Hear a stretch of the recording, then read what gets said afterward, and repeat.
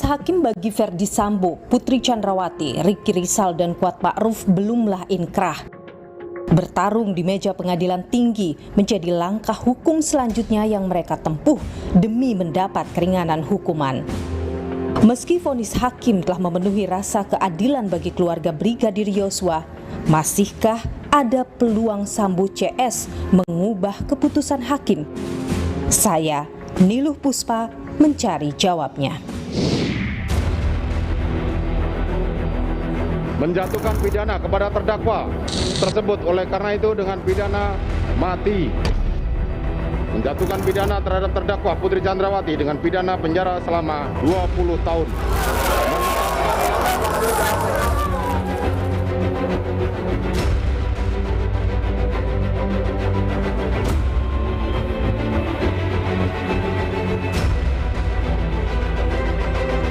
Vonis untuk Sambo itu sudah tepat dan hukuman mati itu tidak bisa dikurangi. Tentu kami harus mengawal karena kami sebagai keluarga daripada almarhum Yosua.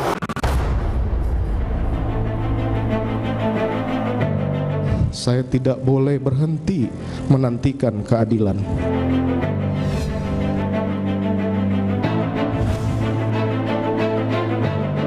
Prof, kalau melihat pledoi Ferdi Sambo itu kan dia sempat menyebutkan juga soal selama berkarir di kepolisian dia tidak pernah melakukan satu pelanggaran pun. Akankah kemudian hal-hal seperti itu dilihat, ditinjau lagi oleh hakim pengadilan tinggi? Bisa.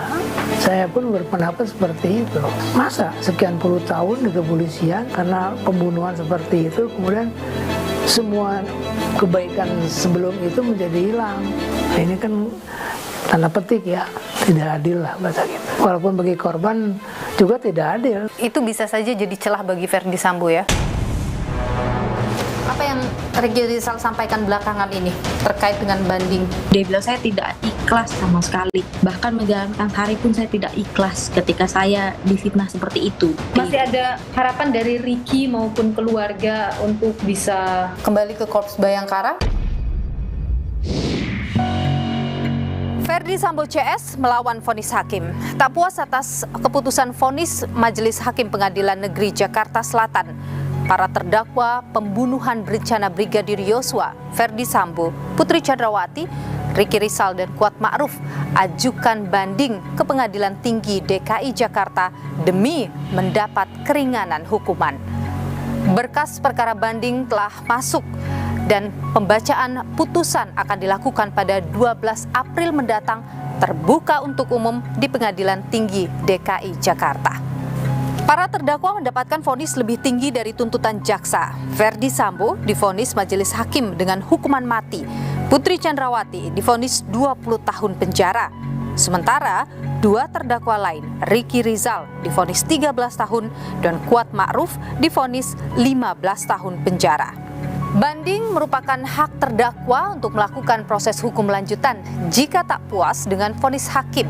Dalam proses banding, majelis hakim akan kembali memeriksa seluruh aspek fakta persidangan, termasuk kemungkinan untuk memeriksa kembali para saksi jika dibutuhkan, hingga kemungkinan menghadirkan bukti tambahan.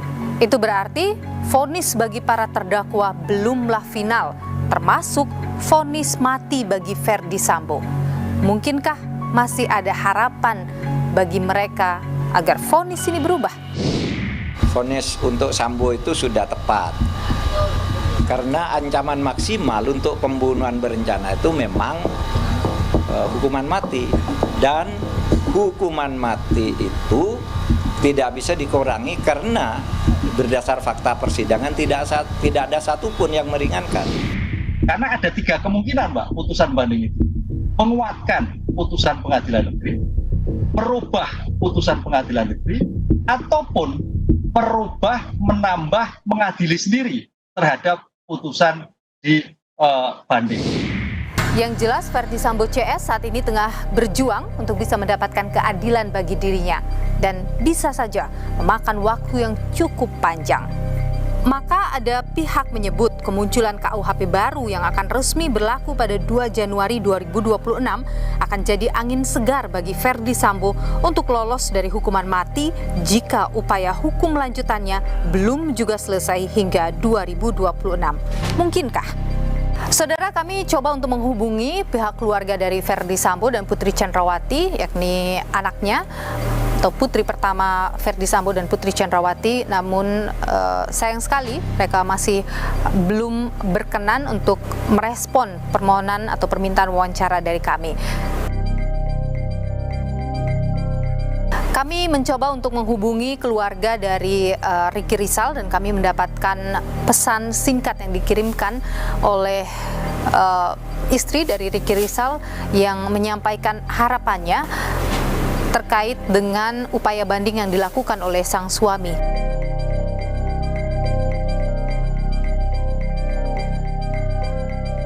Lantas bagaimana proses sidang banding bagi Ferdy Sambo dan juga kawan-kawan? Mungkinkah akan penuh gejolak seperti sidang-sidang sebelumnya?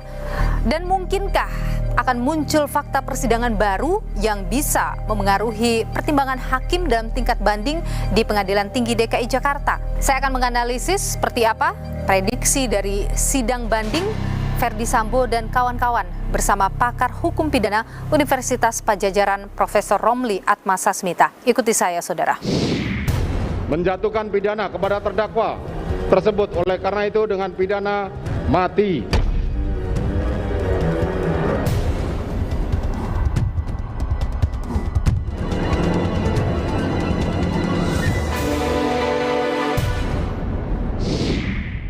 Saudara, Ferdy Sambo CS akan menghadapi sidang putusan atas bandingnya pada 12 April mendatang. Mungkinkah dan adakah peluang bagi Ferdy Sambo CS bandingnya diterima oleh hakim? Kita perbincangkan hal ini, saudara, bersama dengan pakar hukum pidana Universitas Padjadjaran Profesor Romli Atmasasmita. Prof. Romli, sehat selalu, Prof. Alhamdulillah. Jadi Prof. Romli, kalau Anda melihat vonis mati terhadap Ferdy Sambo ini kan belum final karena masih ada upaya hukum lanjutan. Bagaimana peluangnya Anda lihat, Prof? Kalau secara hukum peluang itu antara iya apa enggak gitu aja. Kalau lihat dari awal ya, putusan pengadilan pertimbangannya itu tidak ada yang meringankan sama sekali. Hakim pun gitu tentang jaksa tidak ada yang meringankan, bla bla bla. Saya kira pengadilan tidak akan berani melampaui atau mengurangi apa yang terjadi di pengadilan negeri. Kalau dikatakan tidak ada hal yang meringankan disebutkan oleh hakim Pengadilan Negeri Jakarta Selatan, bisakah itu kemudian ditinjau ulang oleh hakim atau dilihat kemudian berbeda pendapat, Prof? Boleh, bisa saja berbeda pendapat. Yang penting kan bukan perbedaan pendapatnya nanti. Kita harus baca mengapa dia berubah. Kalau ada perubahan dari apa yang dipertimbangkan pengadilan negeri, itu yang kita perlu pertanyakan. Kuatkah itu alasan untuk mengatakan dia ada hal meringankan atau dia tidak pantas dihukum mati gitu. Prof, kalau melihat pledoi Ferdy Sambo itu kan dia sempat menyebutkan juga soal selama berkarir di kepolisian selama puluhan tahun dia tidak pernah melakukan satu pelanggaran pun. Akankah kemudian hal-hal seperti itu dilihat, ditinjau lagi oleh hakim Pengadilan Tinggi? Bisa. Sebagai anggota Polri, saya tidak pernah melakukan pelanggaran pidana, pelanggaran disiplin maupun kode etik. Bahkan telah menerima bintang Bayangkara Pratama dari Bapak Presiden yang membuktikan dharma bakti saya bagi Polri yang tanpa cacat dan celah selama berdinas. Saya pun berpendapat seperti itu. Masa sekian puluh tahun di kepolisian karena pembunuhan seperti itu, kemudian semua kebaikan sebelum itu menjadi hilang. Nah, ini kan tanda petik ya, tidak adil lah bahasa gitu. Walaupun bagi korban juga tidak adil kalau dia diputus bebas atau tidak dihukum mati kan begitu. Jadi kalau bagi saya pribadi, menurut agama manapun tidak ada orang yang sempurna, pasti ada orang itu yang menyimpang. Kalau sampai mati berarti dia tidak punya hak hidup sama sekali. Pantas nggak, layak nggak, undang-undang saja ya sudah mengakui bahwa manusia itu punya hak asasi. Sebetulnya sih harusnya ada hal meringankan. Jadi, harus. itu bisa saja jadi celah bagi Verdi Sambo ya? Bisa. Celah juga bagi pengadilan tinggi untuk meninjau kembali. Prof, yang juga kan sebenarnya masih terus disuarakan oleh kubu Verdi Sambo adalah soal pelecehan seksual, yang mana itu dikesampingkan oleh pengadilan negeri. Apakah itu juga akan menjadi hal yang bisa diungkit kembali atau ditinjau kembali, Prof? Yang pelecehan, perkosaan itu minimal 2 saksi. Saya dulu udah mengatakan, kepikiran saya bahwa hubungan antara pelecehan itu jauh sekali. Yang melihat mendengar tidak ada, yang ada dia mendengar dari korban. Itu lemah, sangat lemah. Jadi tidak bisa lagi dipertimbangkan. Jadi PC tidak bisa dong menggunakan kembali misalnya menjadikan itu sebagai banding untuk dapat penurunan hukuman kalau Anda lihat. Pelecehan itu tidak bisa dijadikan motif secara hukum. Nah, yang belum bisa diungkapkan oleh pengadilan itu bahwa fakta persidangan mendukung adanya pelecehan dan ada hubungan antara pelecehan dengan pembunuhan. Makanya saya bertanya dari dulu, Sambo ada apa ya sebetulnya? Oke, masih jadi tanda tanya. Ya iyalah, orang dekat setiap hari ada di rumah, nginep di rumah, sangat baik hubungannya, tiba-tiba ada laporan pelecehan tapi kok dibunuh. Tapi Anda melihat putusan apa yang diambil oleh Hakim Wahyu dan kawan-kawan dalam proses itu sudah cukup baik, Prof? Hakim Wahyu itu yang tiga-tiganya memang serius ya. Bertanya, tapi juga didorong oleh emosional, dan kelihatannya hakim sudah mencurigai, tapi hakim tidak bisa membuktikan kenapa begitu istrinya itu. Oke, motif ya, Prof? Ya lapor kan, tapi nggak disuruh suaminya cepet datang ke sini, gimana lah ya, aneh gitu, kayak nggak kaget gitu. Prof, menarik juga dalam banding, Prof, ada informasi akan dilakukan secara terbuka pada 12 April. Itu satu terobosan baru itu, ya. Jarang-jarang terdengar. Itu positif atau gimana, Prof, kalau Anda lihat? Ya kalau menurut kita ya sebaiknya ya terbuka aja. Kenapa? Kira-kira dorongan apa yang membuat bisa dilakukan secara terbuka seperti ini, Prof? Karena perhatiannya besar kan. Karena hakim juga tidak mau menjadi korban hujatan netizen.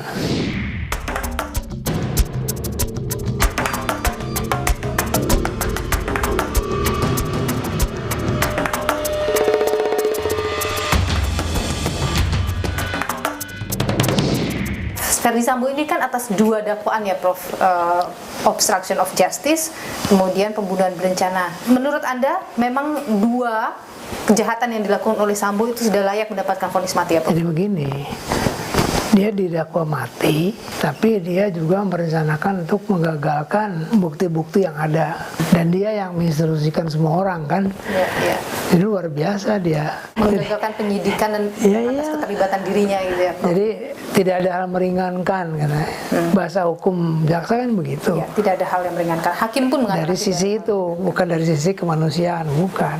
Tapi yang mana yang harus lebih kuat, Prof? Apakah hakim tidak memperhitungkan masalah sisi kemanusiaan, itu hal yang biasa saja banyak terjadi gitu, Prof? Sebetulnya hakim kalau lihat pasal 5 Undang-Undang Keputusan Kehakiman ya, diminta diwajibkan menggali nilai-nilai ya keadilan yang berkembang dalam masyarakat. Oke. Makanya putusan hakim terakhir Wahyu, pertimbangan bahwa justice kolaborator menjadi bagian dari pertimbangan itu termasuk kemanusiaannya di sana. Oke. Sebetulnya Melihat perkembangan bukan pada pelakunya, pada korban, pada si Eliezer yang disuruh nembak. Jadi sudah masuk sebenarnya masalah sebetulnya pertimbangan kehidupan sosial itu ya, Prof? Ya, bahkan saya berpikir ke depan kira-kira ada kasus yang sama, perintah jabatan seperti itu. Itu pertimbangan Eliezer bisa digunakan. Selain banding kan masih ada tahap kasasi ya, Prof? Kasasi, PK.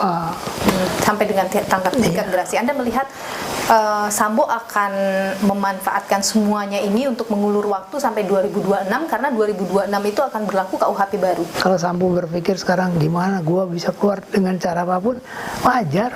Oke. Ya pasti dilakukan. Dan KUHP baru ini memberi peluang besar bagi Sambo untuk bebas dari hukuman mati itu. Kalau saya baca perbandingan hukuman mati di KUHP dengan sekarang, Jauh bedanya. Undang-Undang Dasar 45 ada hak hidup, ada kemuliaan pekerjaan dan sebagainya. Jadi intinya nggak boleh hukuman mati, dan itu pun penalti ya, death penalty itu konvensi internasional PBB saya sudah membuat aturan bahwa hukuman mati harus dihapuskan. Ditambah protokol, ada lagi protokol namanya, tambahan terhadap konvensi disebut jika satu negara masih menggunakan hukuman mati, maka diminta secara berangsur-angsur untuk menghapuskan hukuman mati. Jadi berangsur-angsur, nggak langsung dek. Nah, Indonesia nih mati boleh secara hukum, tapi faktualnya harus hidup 10 tahun dengan persetujuan pemidanaan dari KUHP yang baru. Salah satu adalah tobat. Nah, tobat itu 10 tahun dikasih waktu, dan itu yang menentukan tuh presiden nanti. Oke. Atas usulan Kementerian Kehakiman, Kejaksaan.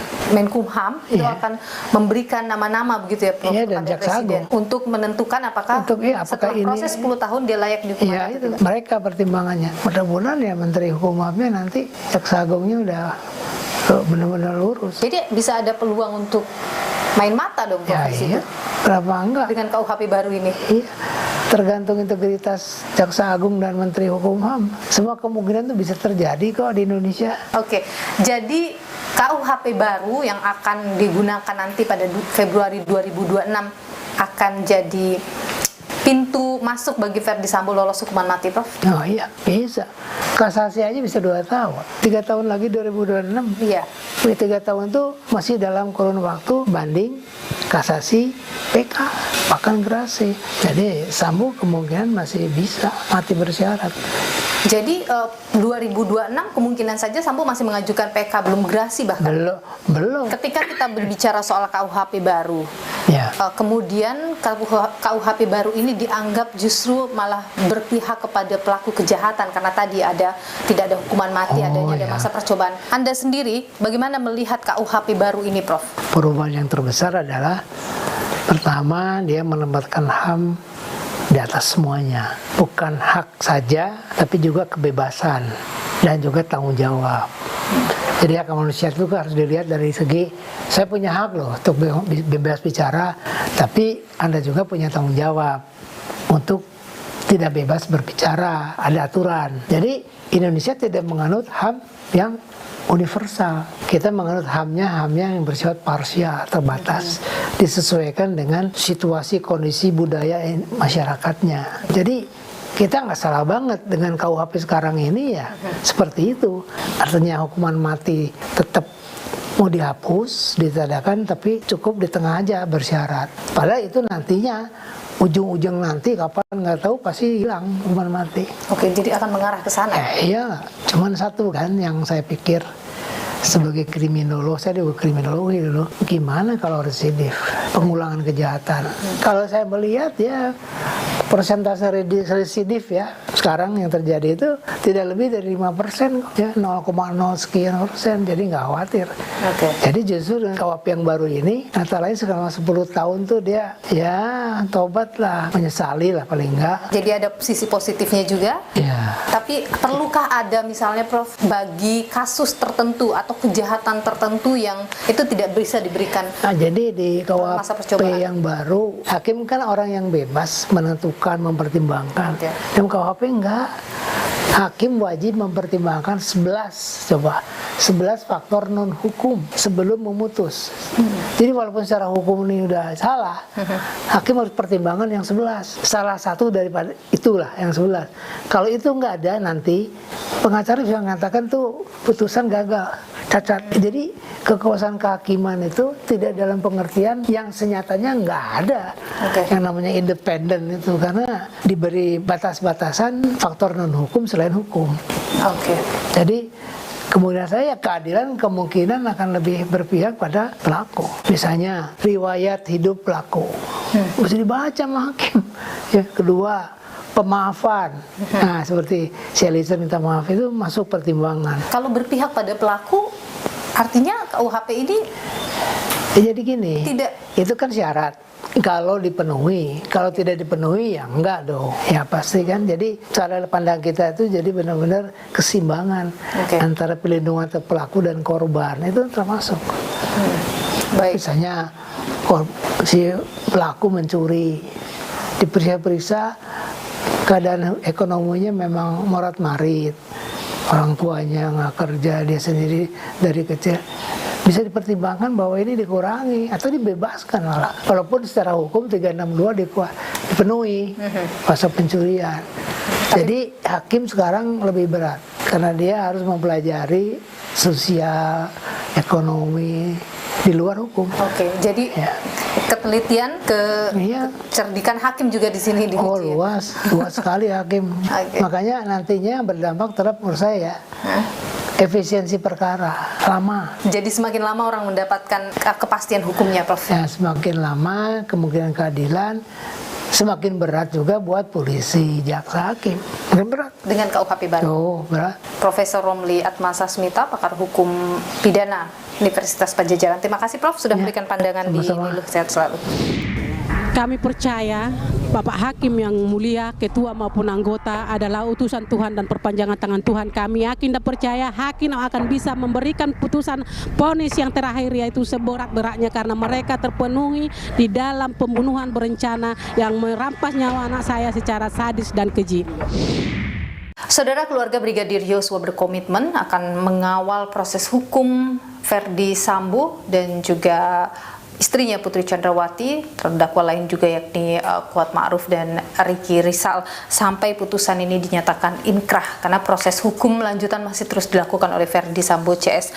Lantas saudara, bagaimana tim kuasa hukum dan juga keluarga melihat proses banding dan kemungkinan Verdi Sambo bisa lolos dari hukuman mati ini? Kita tanyakan pada kuasa hukum keluarga Brigadir Yosua, ada Pak Yohanes Raharjo di sini. Pak Yohanes, terima kasih sudah bersama Niluh. Sehat selalu, Pak. Terima kasih, Niluh. Jadi Pak, kalau misalnya melihat apa yang proses saat ini berjalan, 2 hari lagi, tanggal 12 ini, untuk putusan bandingnya akan dibacakan oleh Hakim Pengadilan Tinggi Negeri. Sudah komunikasi dengan pihak keluarga seperti apa yang mereka harapkan? Tentunya dari pihak keluarga juga mengharapkan dan menginginkan paling tidak hakim tingkat kedua, hakim majelis banding akan menguatkan putusan Hakim Pengadilan Negeri Jakarta Selatan. Kalau menurut kami, Hakim Pengadilan Tinggi tentu akan menguatkan menurut kami. Kenapa Anda yakin itu akan menguatkan? Karena begini, saya tidak melihat adanya kriteria syarat tadi, sehingga kami yakin majelis banding akan menguatkan. Tim majelis hakim Jakarta Selatan, dia sudah mempertimbangkan, merumuskan unsur-unsur tindak pidana secara sistematis, secara detail, ya, sehingga tidak ada celah-celah lain. Oke, tapi kalau misalnya begini, ada misalnya pembicaraan begini, Verdi Sambo dalam putusannya itu sama sekali hakim tidak mempertimbangkan soal hal-hal baik, misalnya bagaimana ia berkarir seperti yang di pleidoinya itu. Mungkin saja itu bisa dibawa oleh tim Verdi Sambo ke pengadilan tinggi. Bagaimana Anda melihat kalau soal itu? Itu semua sebetulnya tergantung dari memori banding yang diajukan para terdakwa. Namun demikian, mengingat dalam persidangan itu kita lihat eksepsi pledoi dan dalam persidangan pembelaan-pembelaan dari tim penasihat hukum para terdakwa ini, saya lihat tidak fokus ke unsur dakwaannya, bahkan dia melebar ke tindak pidana pemerkosaan dan lain-lain. Itu yang saya yakin maka ini sangat sia-sia ya.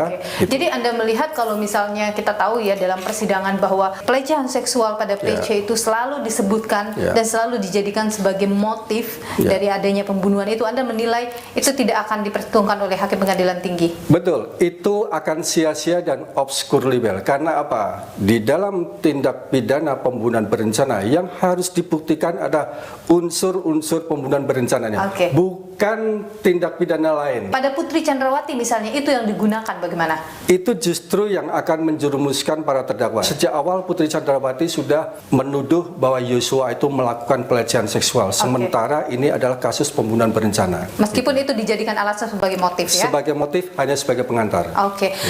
Begini, kalau kita lihat hakim yang menyidang banding dari Verdi Sambo ini, diantaranya itu adalah Singgih Budi Prakoso ya.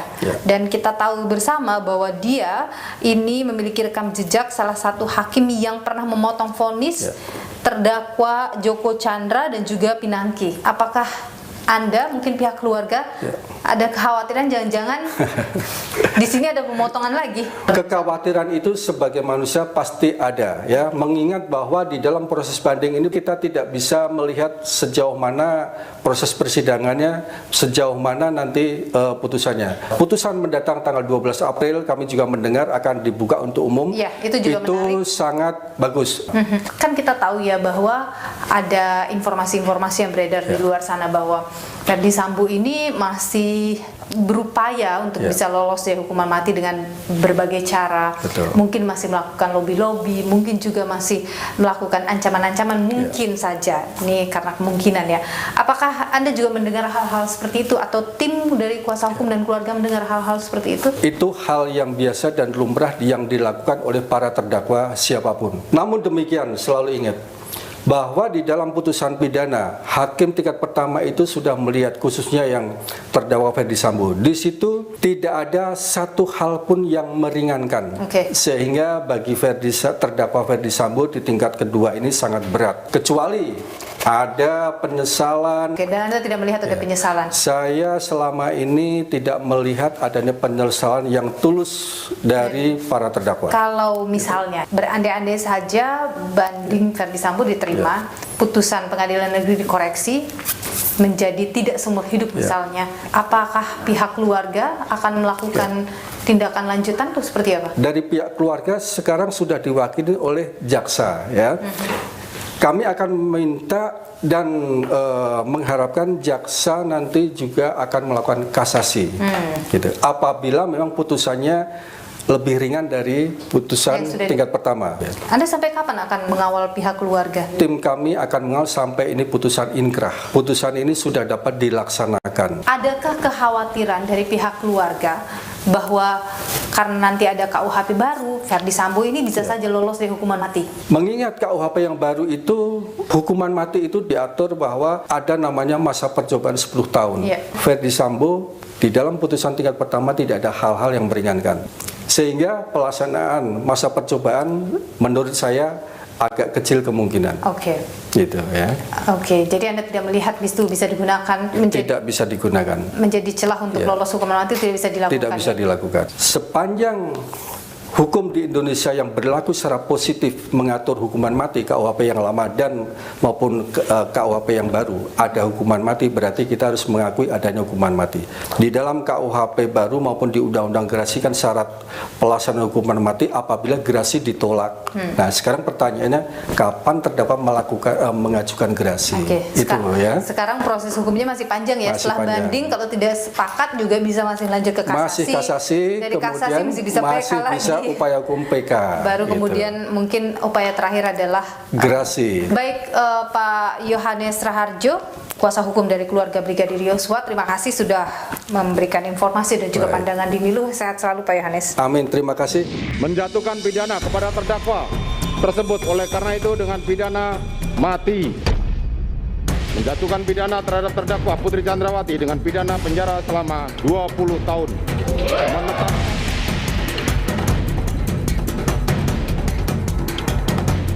Karenanya saya tidak boleh berhenti menantikan keadilan. Tentu kami harus mengawal karena kami sebagai keluarga daripada almarhum Yosua.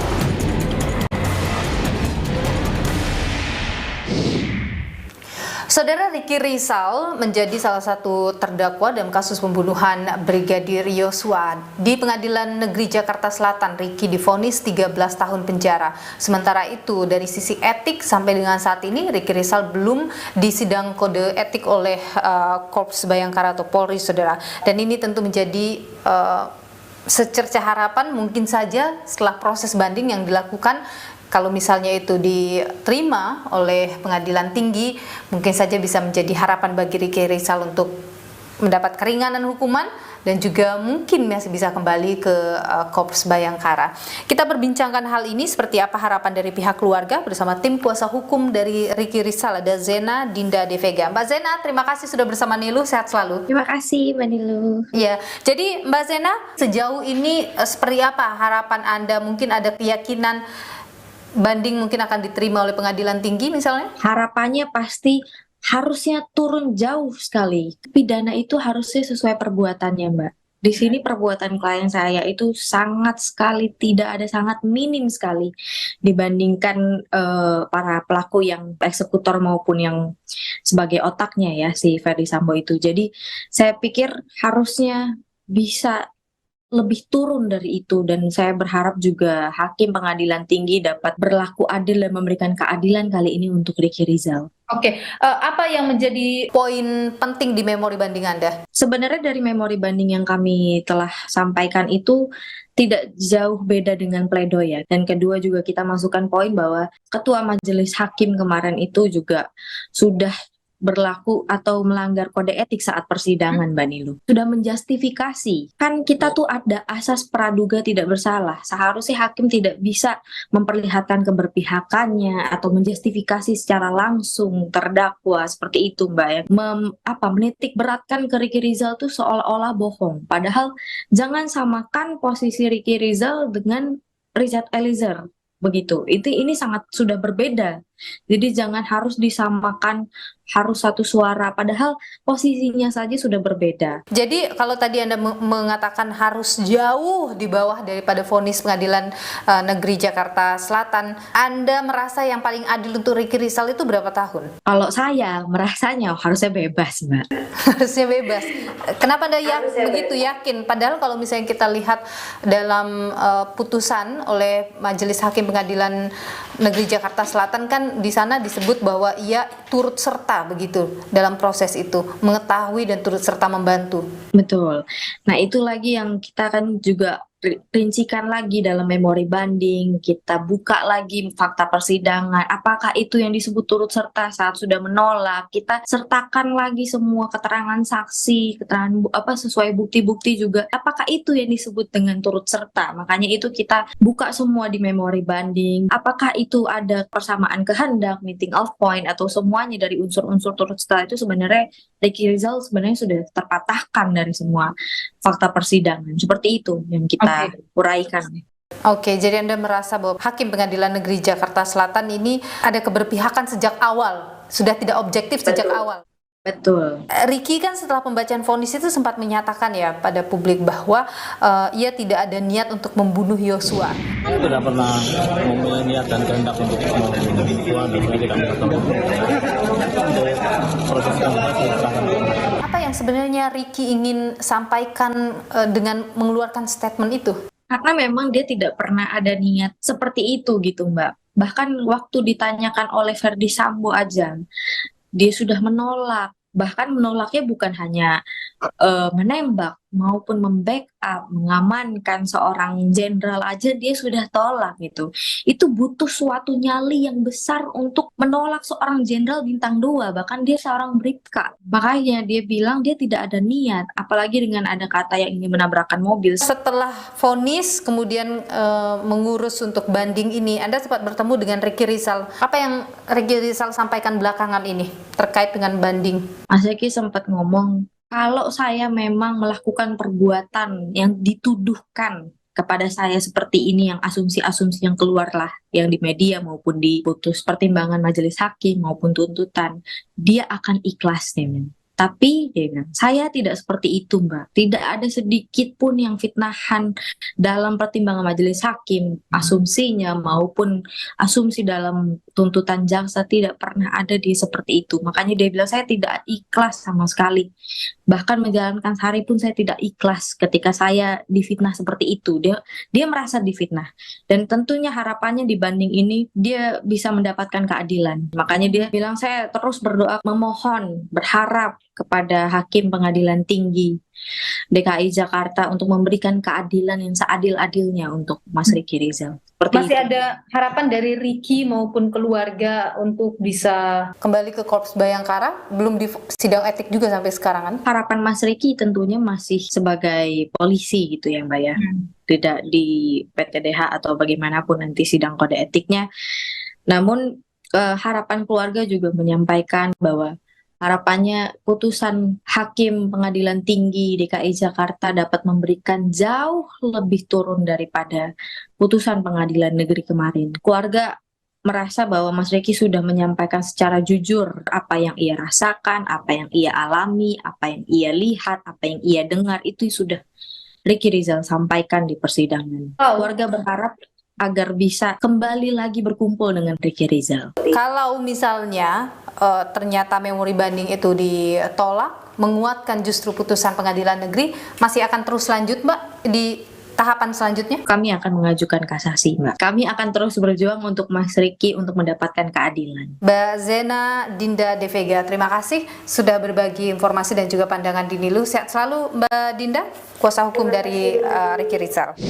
Menjatuhkan pidana kepada terdakwa tersebut oleh karena itu dengan pidana mati. Menjatuhkan pidana terhadap terdakwa Putri Chandrawati dengan pidana penjara selama 20 tahun. Menetap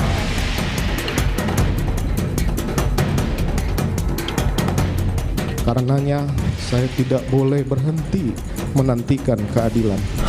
Tentu kami harus mengawal karena kami sebagai keluarga daripada almarhum Yosua.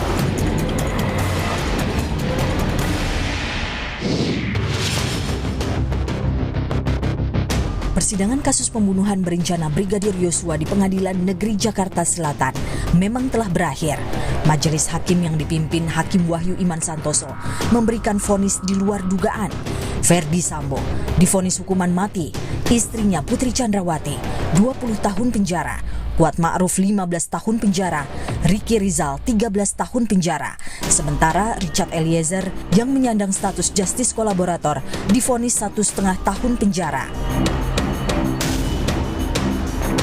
Tak puas atas putusan hakim, bekas Kadif Propam Polri ini mengajukan banding. Sambo tak sendirian, 3 terdakwa lainnya, Putri Chandrawati, Kuat Ma'ruf, dan Ricky Rizal juga melakukan perlawanan atas vonis yang mereka terima. Diketahui, sidang banding 4 terdakwa telah berjalan dan putusannya dibacakan 12 April mendatang. 5 anggota Majelis Hakim Pengadilan Tinggi DKI Jakarta mengadili proses banding Sambo dan kawan-kawan. Singgih Budi Prakoso, Ewit Sutriyadi, Mulyanto, Abdul Fatah, dan Tony Pribadi. 4 dari 5 hakim menjadi ketua majelis untuk masing-masing terdakwa. Yang menarik perhatian, 2 hakim yang menangani perkara banding Ferdi Sambo dan Putri Chandrawati, Singgih Budi Prakoso menjadi ketua majelis hakim dalam perkara banding Ferdi Sambo. Hakim Singgih diketahui pernah memangkas hukuman 2 perkara yang menjadi sorotan publik. Sempat menangani kasus Jaksa Pinangki, Hakim Singgih memangkas hukumannya dari 10 tahun menjadi 4 tahun penjara. Hakim Singgih juga pernah memegang kasus sang koruptor ulung Joko Chandra. Hakim Singgih mengurangi masa hukuman Joko dari 4,5 tahun menjadi 3,5 tahun penjara. Ewit Sutriyadi menjadi ketua Majelis Hakim Sidang Banding Putri Chandrawati. Hakim Ewit pernah menangani kasus penyelundupan sabu internasional seberat 420 kg.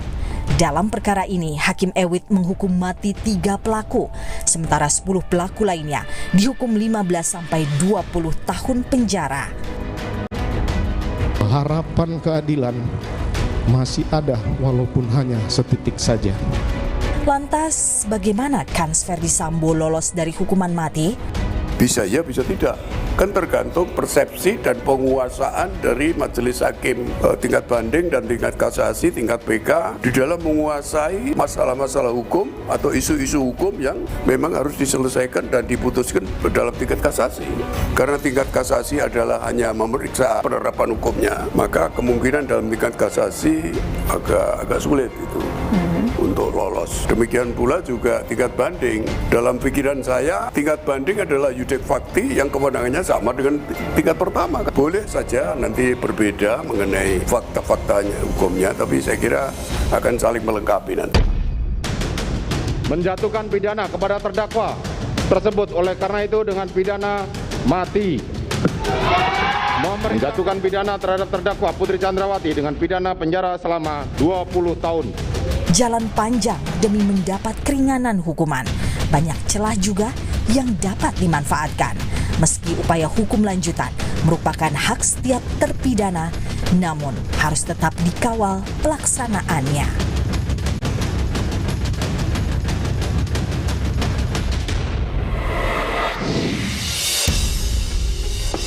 Lembaga peradilan memberikan kesempatan para terdakwa melawan vonis jika dirasa belum memenuhi rasa keadilan bagi mereka. Proses banding ini bisa jadi upaya pelaku tindak kejahatan lolos dari hukuman yang seharusnya mereka dapatkan. Maka, integritas institusi peradilan harus dijaga dan dikawal hingga final, agar pelaku kejahatan mendapat ganjaran seadil-adilnya. Saya, Niluh Puspa, sampai jumpa.